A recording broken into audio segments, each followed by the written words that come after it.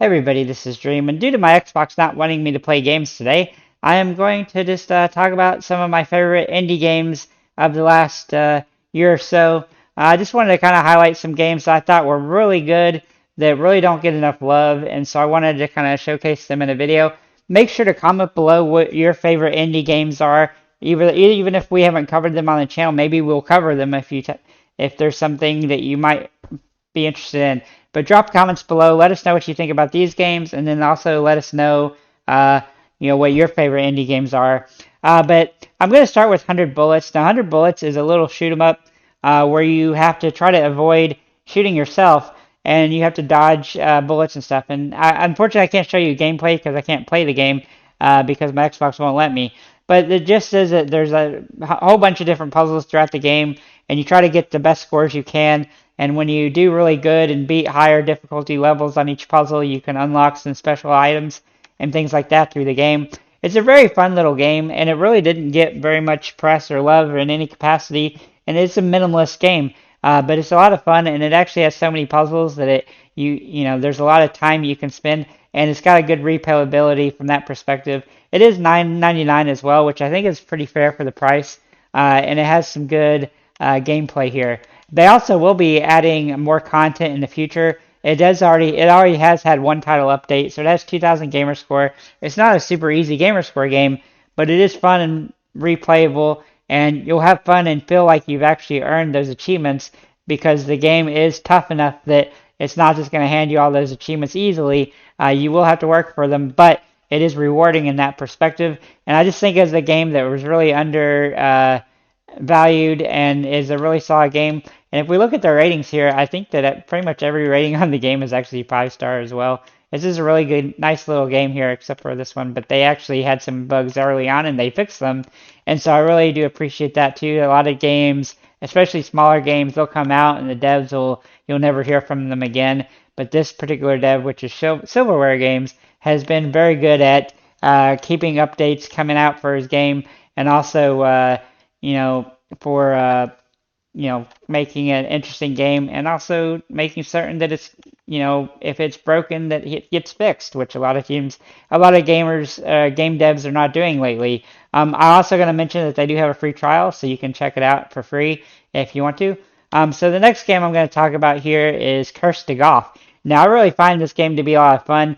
If you like those old 3D golf games, this is definitely a game you're going to like as well. It is developed by Chichui Labs and published by Thunderful Publishing.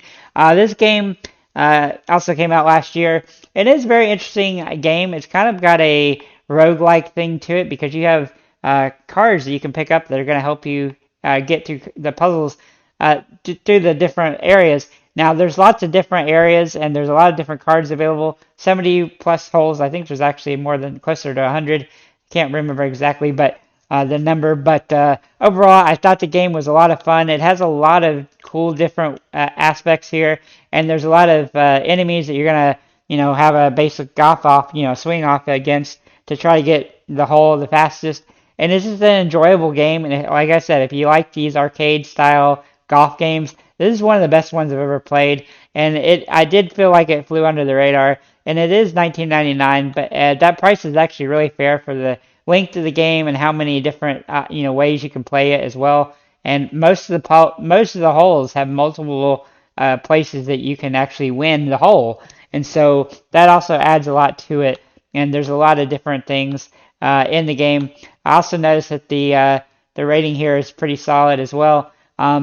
It's not it does have some odd achievement scores, but it is a game that you're definitely capable of getting 1,000 gamer score out of.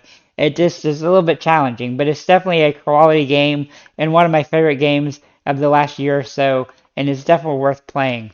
And then last but not least, I'm going to talk about the Palgi games. Now, there's a lot of different Palgi games, so I'm just going to scroll down here and show you a bunch of the Palgi games here. But I really find that these games are very underrated by Lightwood Games. I really do enjoy their games, and if you're into puzzle games and word searches and stuff like that, and Sudoku, and you're gonna enjoy these. And they're all priced pretty fairly at $7.99, and they're all fun. And all of them have I think at least 100 or so puzzles each, which definitely gives you some nice playability.